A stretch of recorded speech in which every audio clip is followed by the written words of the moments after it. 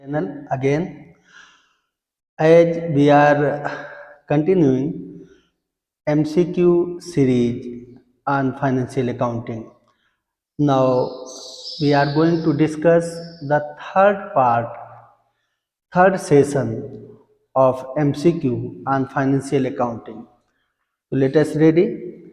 These videos are very much essential for those students who are preparing for any competitive examinations like CPT, CA, CS Foundation, CMA Foundation, 11th, 12th, BBA, BCA, UP, PGT, TGT, etc. In spite of these UPPCL और any other competitive examinations या ऐसे भी aspirants जो कहीं पर पढ़ा रहे हैं या पढ़ाने की तैयारी कर रहे हैं या इंटरव्यूज के लिए प्रिपरेशन कर रहे हैं, उनके लिए भी ये वीडियो बहुत ही ज़्यादा इसेंशियल होगा। आप सभी लोग हमारे साथ बने रहें। मैं अपनी तरफ से बेस्ट एफर्ट्स करता हूँ कि आप तक सही मटेरियल पहुँचा सकूँ। बहुत बहुत आभार। आप सभी लोग हमारे वीडियोज को पसंद करते हैं, लाइक करते हैं और अपनी क्वेरीज हमारे पास भेजते हैं, इसके लिए हम आपके बहुत बहुत आभारी हैं। आइए थर्ड सेशन आज फिर स्टार्ट करते हैं आपके साथ। देखिए question number 1। Question number 1 is when capital increases, capital कब बढ़ती है। तो my dear students, as you know that there is a separate entity concept. Under separate entity concept में आपने पढ़ा कि बिजनेस और businessman both are two separate units, दोनों ही अलग अलग होते हैं। और जैसे ही हम कैपिटल इंट्रोड्यूस करते हैं बिजनेस में, तो we want to get profit from there. तो बिजनेस से प्रॉफिट गेन करने के लिए ही हम कैपिटल इंट्रोड्यूस करते हैं, बिजनेस स्टार्ट करते हैं। तो प्रॉफिट जब कभी भी होगी तो हमारी कैपिटल इंक्रीज होगी। और आइए ऑप्शंस पर देखते हैं। लिखा है इंक्रीज इन प्रॉफिट। अगर प्रॉफिट इंक्रीज होगी तो कैपिटल इंक्रीज होगी। बिल्कुल first option is correct option, correct answer है। और आप इसके साथ साथ में ये भी देखिए next, in case of loss, in case of loss capital will be reduced, in case of drawing capital will be reduced, in case of interest on drawing capital will be reduced. तो ये जो आपके third, second, third, fourth तीनों ही options में capital decrease होगी और in case of profit या interest on capital से कैपिटल इंक्रीज होगी। राइट, तो आपका ऑप्शन फर्स्ट होना चाहिए जो सही है। बाकी ये तीनों ऑप्शंस आपके गलत होंगे। और नेक्स्ट देखें बेटा, नेक्स्ट क्वेश्चंस आपके पास आ गया। थोड़ा सा आपसे रिक्वेस्ट है कि आप सभी लोग अपने पास एक कॉपी और एक पेन ले करके बैठें। मैंने इन क्वेश्चंस में कुछ न्यूमेरिकल प्रॉब्लम्स आपके लिए डिस्कस करने के लिए लाया हूं कि जिससे आप ये समझ सकें कि gross profit on sales, gross profit on cost, इन दोनों में डिफरेंस क्या है। इसीलिए कुछ इसेंशियल पॉइंट्स मैंने ड्रॉ किए हैं और वो आपके पास इन MCQs के माध्यम से भेज रहा हूं। देखें, if gross profit rate is 25% on cost, the sales volume is ₹2 lakh, calculate gross profit. तो यहाँ पर 25% ऑन कॉस्ट है। तो सपोज कीजिए कॉस्ट 100 है, सपोज कीजिए कॉस्ट इज 100। अगर कॉस्ट 100 है और यहाँ पर 25% कॉस्ट में प्रॉफिट ऐड करना है, तो 25% हमने प्रॉफिट ऐड किया। अब आप देखें 125 क्या हो गया, सेल्स, यानी cost plus profit equal to sales. तो कॉस्ट में आपने प्रॉफिट ऐड किया तो क्या आ गया, सेल्स। अब सिर्फ आप अपने इसी प्रॉब्लम्स के सॉल्यूशन को देखें, यानी जब कॉस्ट 100 है, प्रॉफिट 25 है, तो सेल्स कितना होती है, 125। यहाँ पर आपके क्वेश्चन पर आप जाइए, देखिए if gross profit rate is 25% on cost, और आपको क्या मिल रहा है, सेल्स वैल्यू मिल रहा है। तो जो प्रॉफिट 25% ऑन कॉस्ट है, ये सेल्स पर कितना होगी, देखिए सेल्स पर कितना है, 25 अपान 125, 25/125 सेल्स पर है और 25/100 है आपके कॉस्ट पर। तो कैलकुलेशन क्या होनी चाहिए, 2 लाख इंटू 25/125 मीन्स आपका आंसर आना चाहिए 40,000। तो बेटा ये ऑप्शन आपका third 40,000 is a correct answer. फिर से देख लीजिए, एजूम करो अपनी तरफ से कि अगर कॉस्ट 100 है, प्रॉफिट 25 है, तो सेल्स कितना होगा 125। यहाँ पर प्रॉफिट ऑन कॉस्ट दिया है, तो प्रॉफिट ऑन कॉस्ट यानी 25/100, 25/100 और प्रॉफिट ऑन सेल्स 25/125, राइट। तो अब आपकी सेल्स दिया हुआ है 2 लाख, तो 2 लाख इंटू 25/125। या हमेशा के लिए याद रखो, अगर कॉस्ट पर प्रॉफिट 1/4 है तो सेल्स पर 1/5 होगी, कॉस्ट पर प्रॉफिट हाफ है तो सेल्स पर 1/3 होगी, कॉस्ट पर अगर प्रॉफिट आपकी 1/5 है तो सेल्स पर प्रॉफिट 1/6 होगी, यानी सेल्स पर एक बढ़ जाती है, राइट। 15, 16, 14, 15, 13, 14, राइट। तो this option is correct answer. Next question देखें बेटा, नेक्स्ट क्वेश्चन इज फिर से न्यूमेरिकल है और यहाँ पर न्यूमेरिकल फिर से दिया हुआ है। अब आप देखें, if sales volume is ₹1 lakh and profit is 20% on sales, right. Next closing stock is 20,000, purchases is 25,000, calculate gross profit. तो अब आपको यहाँ पर केवल ग्रॉस प्रॉफिट निकालना है and you have sales and gross profit rate. तो gross profit rate is 20% over sales, तो 1 लाख का 20% 25,000, यानी आपका आंसर होना चाहिए 25,000। अब आप सोच रहे होंगे सर क्लोजिंग स्टॉक, परचेजेज और इनका क्या होगा। बेटा these all items are given for your confusion, confuse करने के लिए दिया हुआ है। क्लोजिंग स्टॉक और परचेजेज अगर आपके साथ हैं तो सेल्स पर प्रॉफिट निकालना था, तो सेल्स ऑलरेडी दिया हुआ है, तो सेल्स पर 20% हमें प्रॉफिट ही निकालना है और आपसे आंसर भी केवल प्रॉफिट का पूछा जा रहा है।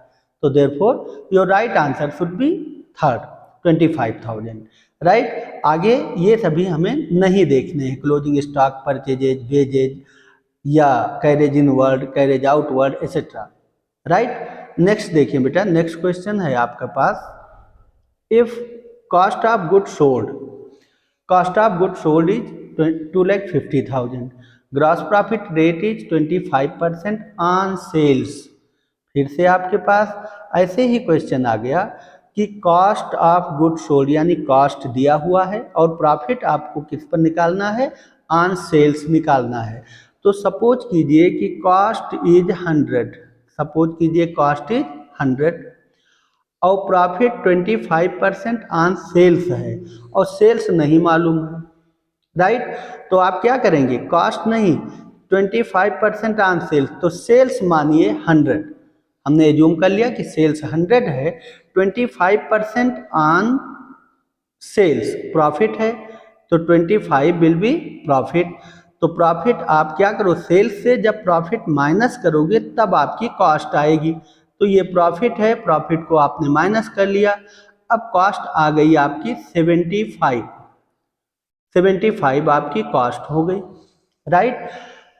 तो सेल्स पर प्रॉफिट 1/4 है, तो कॉस्ट पर कितनी होनी चाहिए 1/3। सेल्स पर अगर प्रॉफिट 1/6 है तो कॉस्ट पर 1/5 होगी, और इसे आप कैलकुलेशन में देख सकते हो, सेल्स पर प्रॉफिट 25/100 यानी 1/4 है, तो कॉस्ट पर अपने आप ही 1/3 हो गई। देखिए 25/75, तो 1/3। अब आपको 2,50,000 का 1/3 निकालना है। देखिए यानी आंसर आपका थर्ड होना चाहिए 83,333, ये आपकी प्रॉफिट आएगी, profit on sales, profit on cost. तो प्रॉफिट ऑन कॉस्ट अब आपकी हो जाएगी 83,333, और प्रॉफिट ऑन अगर सेल्स आपको मालूम होता तो बेटा सेल्स पर 25/100 कर लेते तो प्रॉफिट आपकी आ जाती। और हमें विश्वास है कि आपको ये क्वेश्चन समझ में आ गया होगा। This is one of calculation, और ये कैलकुलेशंस अपने माइंड में हमेशा याद रखें, क्योंकि बच्चे यहीं पर डिस्टर्ब हो जाते हैं। On cost, on sales, on price, on cost, right. जब प्राइस कहा जाएगा तब भी आप उसे सेल्स माने, जब कॉस्ट कहा जाएगा तब आपकी कॉस्ट ऑफ गुड सोल्ड या कॉस्ट, दोनों ही कॉस्ट ही होती है, राइट। नेक्स्ट क्वेश्चन देखें। Next question is, if cost of good sold is 2 lakh and gross profit rate is 20% on cost. तो अब देखें, ऊपर कॉस्ट दिया है और नीचे कॉस्ट पर ही प्रॉफिट कैलकुलेट करना है। Very easy. अब आपकी 20% ऑन कॉस्ट, तो यानी कि कॉस्ट अगर आपकी 100 है, 20% इस पर प्रॉफिट है, तो आपकी सेल्स होनी चाहिए 120, राइट। तो अब आपकी सेल्स 120, लेकिन हमें यहाँ पर क्या दिया हुआ है, कॉस्ट दिया है, तो 20/100 करेंगे। तो 2 लाख का 20/100, यानी आंसर क्या होना चाहिए, 40,000। This 40,000 is a correct answer for this question. और अगर यहीं पर आपको सेल्स दिया होता तो आप क्या करते, 20/120 से कैलकुलेट करते, यानी सेल्स इंटू 20/120। यहाँ पर कॉस्ट दिया है तो cost equal to cost into 20/100, right. तो this answer should be correct, यानी first option is correct answer for this question. और नेक्स्ट क्वेश्चन देखिए बेटा, फिर से आपके पास आ गया ऐसे ही, if gross profit rate is 25% on sales. अब यहाँ पर सेल्स दिया है, फिर आपको कॉस्ट दिया, cost of good sold, right. तो 25% ऑन सेल्स, तो सपोज कीजिए कि सेल्स इज 100, सेल्स आपका 100 है, 25% ऑन सेल्स है, तो लेस कर दो प्रॉफिट को कॉस्ट निकालने के लिए। ये कॉस्ट आपकी आ गई 75, राइट। कॉस्ट आपकी कितना हो गई, 75, और हमें मिल क्या रहा है, कॉस्ट, तो कॉस्ट पर प्रॉफिट निकालना है। तो प्रॉफिट यानी 25/75, 1/3, तो 1,20,000 इंटू 1/3, 1/3 आपका हो गया 40,000, यानी कि first option is correct answer. और बेटा ऐसे ही क्वेश्चंस अभी यूपीपीसीएल में भी आए हुए हैं, ऐसे ही क्वेश्चंस आपके टीजीटी और पीजीटी में भी क्वेश्चंस पुटअप किए गए हैं। मैंने उन्हीं क्वेश्चंस को समराइज किया है कुछ डिफरेंट वेज में, और कई क्वेश्चंस आपको न्यूमेरिकल पॉइंट ऑफ व्यू से लाकर इस वीडियो में शामिल कर रहा हूं। आप इस वीडियो को देखें और कैलकुलेशंस को अपनी स्ट्रांग करें, क्योंकि वहाँ पर आपके पास बिल्कुल समय नहीं होता। और बच्चे सबसे ज़्यादा गलती कब करते हैं, वो 25% ऑन सेल्स लिखा है और कॉस्ट दिया हुआ है, तो वो 25% सीधे कैलकुलेट कर देते हैं। नहीं, आप देखें कि कॉस्ट दिया है, कॉस्ट पर प्रॉफिट पूछा जा रहा है, या सेल्स दिया है, सेल्स पर प्रॉफिट पूछा जा रहा है। अगर सेल्स दिया है, सेल्स पर प्रॉफिट है, तो सेल्स इंटू जो भी रेट दिया हो, जीपी रेट अपॉन 100 कर दीजिए। और अगर कॉस्ट दिया हुआ है और सेल्स पर प्रॉफिट पूछा जा रहा है, तो कॉस्ट का जितना परसेंटेज होगा, सेल्स 1% बढ़ कर जाएगा, सॉरी 1 डिनोमिनेटर में बढ़ जाएगा, और कॉस्ट 1 डिनोमिनेटर में माइनस हो जाएगा। तो नेक्स्ट देखिए क्वेश्चन बेटा, अभी फिर से आपका न्यूमेरिकल क्वेश्चन आ गया, और इस न्यूमेरिकल क्वेश्चन में देखें सबसे ज़्यादा हमारे कंपटीशन के बच्चे डिस्टर्ब होते हैं ऐसे क्वेश्चंस में। देखिए, if sales is ₹2 lakh and gross profit rate is 20% on sales. अब देखिए बोथ आर पैरेलल, दोनों सेल्स पर ही प्रॉफिट भी कैलकुलेट करना है और सेल्स भी दिया हुआ है, राइट। तो आप सीधे कैलकुलेट कर लो, 2 लाख इंटू 20%, तो 2 लाख इंटू 20%, 40,000 आंसर होना चाहिए। अरे देखें आगे पूछ रहा है what will be the cost of good sold, आपसे कॉस्ट ऑफ गुड सोल्ड पूछा जा रहा है।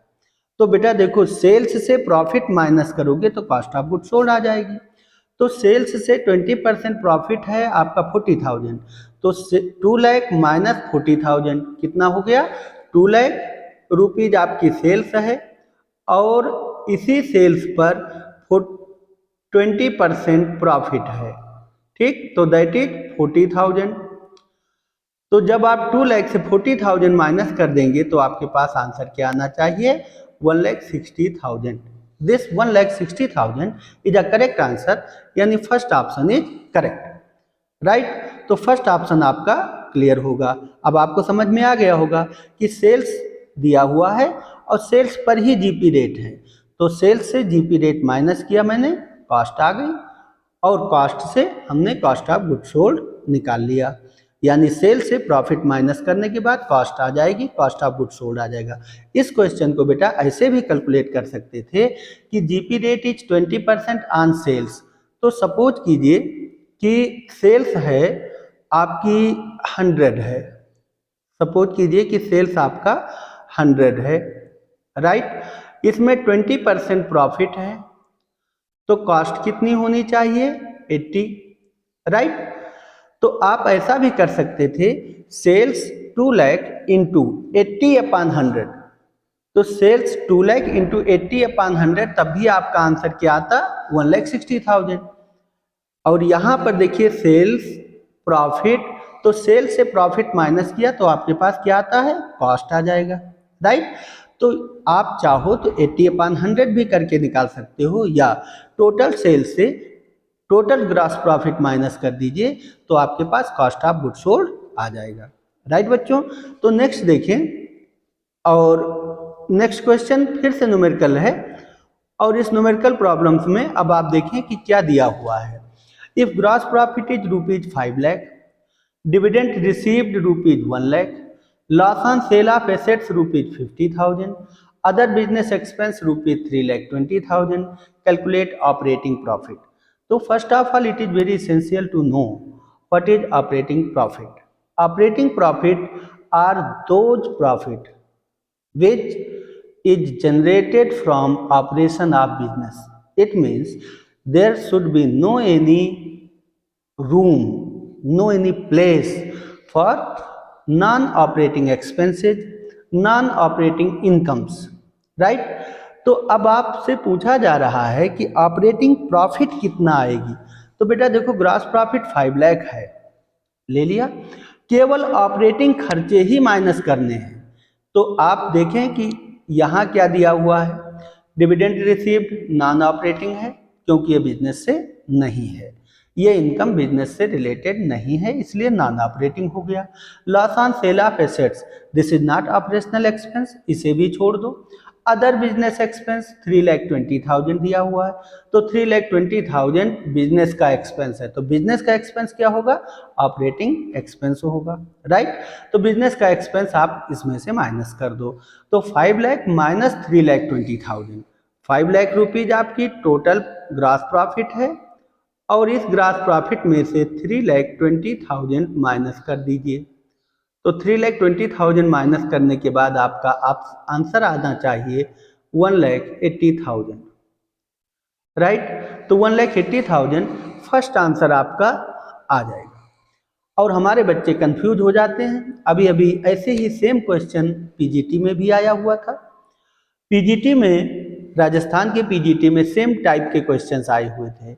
बच्चों ने क्या किया कि ग्रॉस प्रॉफिट में डिविडेंड रिसीव्ड ऐड कर लिया, loss on sale of assets minus कर दिया, बिजनेस एक्सपेंस माइनस कर दिया, बस यही आपका आंसर गलत हो गया, राइट। तो हमें क्या देखना है, हमें देखना है केवल ऑपरेशनल एक्सपेंसेस देखने हैं, यानी ग्रॉस प्रॉफिट से ऑपरेशनल एक्सपेंसेस जब आप माइनस करेंगे तब आपके पास ऑपरेटिंग प्रॉफिट आएगी। और अगर यही ग्रॉस प्रॉफिट की जगह नेट प्रॉफिट दिया होता तो नेट प्रॉफिट में ऐड करेंगे, क्या ऐड करेंगे, नॉन ऑपरेटिंग एक्सपेंसेज को ऐड कर लो, नॉन ऑपरेटिंग इनकम्स को माइनस कर लो, फिर उसके बाद आपकी ऑपरेटिंग प्रॉफिट आ जाएगी। थैंक यू बेटा, बहुत बढ़िया। अब आप इस क्वेश्चंस को अपने माइंड में बिल्कुल सेट करके रखें कि ऑपरेटिंग प्रॉफिट और operating expense, non operating expense और नॉन ऑपरेटिंग इनकम कौन कौन से होते हैं, तो इसके लिए एक ग्लैंस में नोट करके रख लें, राइट। नेक्स्ट देखें बेटा, फिर से आपका नेक्स्ट क्वेश्चन आया, थ्योरेटिकल है। थ्योरेटिकल है, आपसे पूछा जा रहा है कि what are non operating expenses. Non operating expenses कौन कौन से होते हैं, तो बेटा हम आपको बहुत सारे नॉन ऑपरेटिंग एक्सपेंसेज बता सकते हैं। जो बिजनेस के ऑपरेशन से नहीं हैं वो सभी नॉन ऑपरेटिंग एक्सपेंसेज होते हैं, जैसे प्रोविजंस हो गया, रिजर्व्स हो गया, डिप्रिसिएशन हो गया, प्रोविजन फॉर डिप्रिसिएशन हो गया, इनकम टैक्स पेड हो गया, provision for income tax paid हो गया, बैड डेट्स रिजर्व हो गया, ये सभी जितने भी हैं ये सभी क्या है, नॉन ऑपरेटिंग एक्सपेंसेज है। Loss on sale of assets हो गई। और नॉन ऑपरेटिंग इनकम कौन से होते हैं, profit on sale of assets हो गया, discount and interest received, interest and discount received हो गया, या बिल्स डिस्काउंटेड हो गया आपके पास मिला, डिविडेंड रिसीव्ड है, other income which are not related to your business. अब यहाँ पर नॉन ऑपरेटिंग एक्सपेंसेज पूछा जा रहा है, तो फर्स्ट ऑप्शन है provisions and reserves, second option है डिप्रिसिएशन एंड थर्ड ऑप्शन है इनकम टैक्स। तो इन केस ऑफ इंडिविजुअल, अगर आप इंडिविजुअल यानी प्रोप्राइटरशिप का बिजनेस चला रहे हैं तो income tax is one of the personal expense, not a expense of business. और इन केस ऑफ पार्टनरशिप, अगर पार्टनरशिप या कंपनी या कोऑपरेटिव सोसाइटीज एक्सेट्रा, तो in such circumstances income tax is not a personal expense, they are treated as a business expense.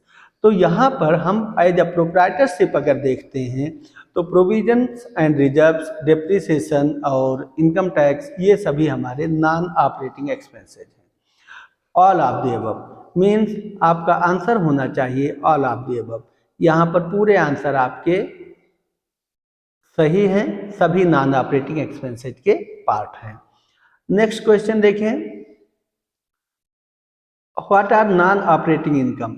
ये questions बेटा हम सिर्फ इसलिए आपके सामने लाए हैं कि जिससे हमारे वो बच्चे जो यूपीपीसीएल की प्रिपरेशन कर रहे हैं या अभी अभी नए 11th में आए हुए हैं, बीसीए और बीबीए कर रहे हैं, एमबीए कर रहे हैं या सीपीटी की एग्जाम की तैयारी कर रहे हैं, ऐसे सभी बच्चे बहुत ज़्यादा कंफ्यूज हो जाते हैं।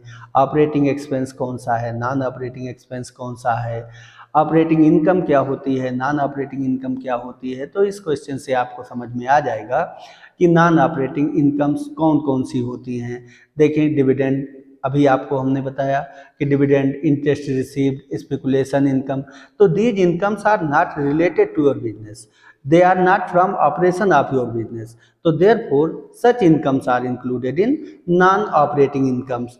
तो यहाँ पर आपका ऑप्शन है फोर्थ, यानी सारे आंसर आपके सही हैं, सभी नॉन ऑपरेटिंग इनकम्स हैं, राइट। नेक्स्ट देखें, नेक्स्ट क्वेश्चन आपके पास आया, इनकम टैक्स पेड इज, बहुत इसेंशियल क्वेश्चन है, बहुत इंपॉर्टेंट क्वेश्चन है बेटा। इन केस ऑफ प्रोप्राइटरशिप बिजनेस या सोल प्रोप्राइटरशिप बिजनेस में हमेशा याद रखें कि income tax is one of the personal expense. ये क्या होता है, पर्सनल एक्सपेंस होता है, प्राइवेट एक्सपेंस की तरह से ट्रीट किया जाता है, ड्राइंग मान लेते हैं इसको, यानी income tax is a liability of a proprietor not a business. तो therefore income tax is paid out of the personal sources of a businessman, right. तो बिजनेसमैन अपने पर्सनल सोर्सेज से इसका पेमेंट करेगा, इसलिए इनकम टैक्स क्या होगा, personal expense होगा, ड्राइंग होगा, प्राइवेट एक्सपेंस होगा, that will reduce the capital होगा, that will be included in the drawing होगा। और इसलिए आप पूछा गया है क्वेश्चन में कि इनकम टैक्स पेड क्या है, तो इनकम टैक्स पेड ये तीनों हैं, राइट। यानी आपका आंसर होना चाहिए fourth, all of the above. All of यानी पर्सनल एक्सपेंस भी है, प्राइवेट एक्सपेंस भी है, ड्राइंग भी है, और अगर यहीं पर लिखा होता कैपिटल है तो हम कैपिटल को डेबिट कर देते। कैपिटल को डेबिट कर दोगे तब भी आपकी इनकम टैक्स पेड हो जाएगी, क्योंकि capital is directly belong to the proprietor, proprietor से होती है। जब वो इंट्रोड्यूस करता है तो कैपिटल होती है, जब वो विड्रा कर लेता है तो हम नाम जरूर ड्राइंग देते हैं, but it reduce the capital, ये कैपिटल को रिड्यूस कर देती है, राइट। तो ऐसे ही इनकम टैक्स पे किया गया है तो ये भी कैपिटल को रिड्यूस कर देगी, राइट। तो this because this is personal expense, right. अब आप इसको हमेशा याद रखें कि income tax in case of sole proprietorship, only sole, इसको जरूर अपने माइंड में याद रखना कि सोल प्रोप्राइटरशिप के केस में ही इनकम टैक्स पर्सनल एक्सपेंस होता है। अगर ये कंपनी है या पार्टनरशिप फर्म है या अदर्स हैं तो वहां पर ये इनकम टैक्स बिजनेस का एक्सपेंस माना जाता है, और सेल टैक्स हमेशा बिजनेस का एक्सपेंस माना जाता है, राइट। नेक्स्ट क्वेश्चन देखिए बेटा, next question is interest on drawing. Interest on drawing क्या है? तो ये हमारे नन्हे मुन्ने बच्चों ने अभी कई बार हमारे पास कई मेल भेजे हैं, व्हाट्सअप भी किया है हमसे कि सर इंटरेस्ट ऑन ड्राइंग क्या होती है। तो बेटा अब आप समझ लो कि इंटरेस्ट ऑन ड्राइंग यानी कि बिजनेस और बिजनेस मैन, ये बिजनेसमैन है, मैन है और ये बिजनेस है, राइट। तो बिजनेस और businessman both are two different units, दोनों अलग अलग, जैसा कि सेपरेट एंटिटी कंसेप्ट में पढ़ाया गया है, बताया गया है कि बिजनेस और businessman both are two different units. Business man nothing to do with the business in case of accounting treatment. Accounting treatment में बिजनेसमैन का कोई रोल नहीं होता, ही ट्रीटेड एज सेपरेटली, उसे सेपरेटली ट्रीट किया जाता है। When he introduce something, it will be capital. When he withdraw something, it will be drawing, right? तो अब जब बिजनेसमैन कुछ भी बिजनेस में इंट्रोड्यूस करेगा तो ये क्या बन जाएगी? Capital, right. और जब बिजनेस से बिजनेसमैन कुछ विड्रा कर लेगा तो ये बन जाएगी ड्राइंग, राइट, ड्राइंग हो जाएगी। अब देखो, जब बिजनेसमैन बिजनेस में इंट्रोड्यूस करेगा तो he is liable to get interest on capital over there. तो इंटरेस्ट ऑन कैपिटल क्या होगा? बिजनेस के लिए खर्चा होगा और यानी एक्सपेंस होगा। तो interest on capital will be debited to your profit and loss account. Its entry interest on capital account debit to capital account. Interest on capital account debit to capital account. अब जब capital को credit कर दिया तो interest on drawing क्या होगी? Capital में add हो जाएगी, राइट। इट मीन्स कि कैपिटल बढ़ जाएगी। ऐसे बेटा आप सोचो कि जब आपने बैंक में पैसा जमा किया और बैंक ने आपको इंटरेस्ट दिया, सपोज कीजिए 1 लाख रुपीज आपने जमा किया, बैंक ने 5000 रुपीज इंटरेस्ट दिया, तो इंटरेस्ट क्या करेगा? आपके बैंक अकाउंट में ऐड कर देगा। पहले आपका 1 लाख था, अब 1,05,000 हो जाएगा, राइट। सेम एज जब आप बिजनेस में आते हैं तो प्रोप्राइटर जो भी पैसा लगाता है उसे कैपिटल कहते हैं, और जब वहां पर इंटरेस्ट मिलेगा तो क्या होगा? कैपिटल में ऐड कर लिया जाएगा, ठीक। और ये कैपिटल में ऐड करेंगे, साथ में बिजनेस का खर्चा होगा। अब ड्राइंग के केस में देखो, ड्राइंग क्या हुआ? प्रोप्राइटर ने खुद ले लिया है बिजनेस से, तो जब बिजनेस से लेते हैं तो क्या होगा? ड्राइंग होगा। तो उस समय पर अगर बिजनेस ने कोई इंटरेस्ट चार्ज किया अपने लोन पर तो क्या बन जाएगा? Interest on drawing. तो it will be income of a business. क्या होगा? Income of a business. Interest on capital खर्चा होता है और इंटरेस्ट ऑन ड्राइंग इनकम होती है, ये हमेशा याद रखें। इसलिए interest on drawing will be credited to your profit and loss account and interest on capital will be debited to your profit and loss account. तो यहाँ पर आपका ऑप्शन होना चाहिए second, income of a business. Interest on drawing is income of a business, right बच्चों। अगर फिर भी ना समझ में आया हो तो आप हमें व्हाट्सअप कर सकते हैं, मैं आपको फिर से एक वीडियो प्रिपेयर करूंगा और आपको भेजूंगा। और तब तक आप लगे रहो जब तक कि आपको पूरा समझ में नहीं आता। नेक्स्ट क्वेश्चन देखें, journal entry of income tax paid. बहुत अच्छा, थोड़ा सा क्वेश्चन में आपको तर्क लेना है, समझना है। इन केस ऑफ सोल प्रोप्राइटरशिप, अगर सोल प्रोप्राइटरशिप तो अभी अभी आपको मैंने पीछे क्वेश्चन में बताया है कि it is one of personal expense. ये क्या होता है? पर्सनल एक्सपेंस होता है। तो एंट्री क्या बन जाएगी? Drawing account debit to cash, right, या capital account debit to cash, both entry will be correct, right. लेकिन अगर कंपनी या फर्म के केस में आपका एंट्री होगा income tax debit to cash, तो यहां पर ये दोनों ऑप्शंस आपके सही हैं, ये यानी सेकंड और थर्ड ऑप्शंस आपका सही है। सेकंड ऑप्शन आपका उस समय सही है जब ये प्रोप्राइटरशिप के अलावा अगर कहीं भी आप एंट्री कर रहे हो, फर्म में या कंपनी में, तो income tax debit to cash होगा। और अगर प्रोप्राइटरशिप में आप यही एंट्री पास कर रहे हैं तो आपका होगा drawing account debit to cash या capital account debit to cash, right. Next बच्चों, नेक्स्ट क्वेश्चन देखें, इंटरेस्ट ऑन कैपिटल, तो ये आपको अभी अभी हमने बताया है कि interest on capital is one of the expense of a business because business is to pay it to the proprietor, proprietor को पे करेगी। तो जब कोई भी अमाउंट जो बिजनेस पे करने जा रही है तो क्या होगा, खर्चा हो जाएगा, और जब बिजनेस को मिलेगा यानी इंटरेस्ट ऑन ड्राइंग मिलेगा तो वो आपकी इनकम हो जाएगी। तो इंटरेस्ट ऑन कैपिटल क्या है, एक्सपेंस ऑफ बिजनेस, यानी कि सेकेंड ऑप्शन आपका सही होना चाहिए। और नेक्स्ट बेटा लास्ट क्वेश्चन है शायद, goods use for personal purpose will, तो पर्सनल पर्पज मतलब यानी प्रोप्राइटर ने पर्सनल यूज के लिए लिया है, तो दैट विल बी ड्राइंग, वो ड्राइंग होगी। और ड्राइंग इज को related with the capital, capital से बिल्कुल को रिलेट होती है। कैपिटल से ड्राइंग माइनस करने के बाद नेट कैपिटल निकालते हैं। तो आपसे कहा गया goods use for personal use will increase the capital, बिल्कुल नहीं, ये ऑप्शन आपका बिल्कुल गलत है, इंक्रीज करेगा ही नहीं, क्योंकि ड्राइंग बढ़ जाएगी। जब ड्राइंग बढ़ेगी तो कैपिटल से उसे माइनस करना पड़ेगा। इंक्रीज इन प्रॉफिट बिल्कुल गलत, रिड्यूस द प्रॉफिट बिल्कुल गलत, रिड्यूस द कैपिटल, ये आपका ऑप्शन फोर्थ सही है। ठीक, क्योंकि जो फार्मूला है वो capital plus interest on capital plus net profit minus drawing minus interest on drawing, right. तो इनको पूरे टर्म्स को याद रखें आप, नहीं तो बार बार भूलते रहेंगे। नेक्स्ट देखें बेटा, नेक्स्ट क्वेश्चन अब नहीं है और यही क्वेश्चन आपका लास्ट था। तब तक के लिए आप हमारे साथ बने रहें हमारे सीरीज के साथ। ये जो आपकी 15 MCQ series that are going on, ये थर्ड लेक्चर आपको प्रोवाइड कर रहा हूँ।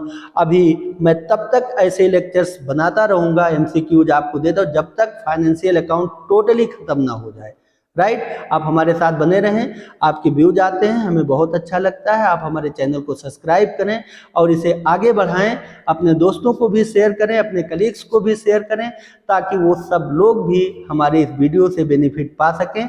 और हमें पूरा विश्वास है कि आप सभी लोग हमारे साथ लगे रहेंगे, ऐसे ही हमारे साथ लगे रहेंगे जैसे आप लगे हुए हैं। बहुत बहुत आभार, धन्यवाद, हर हर महादेव।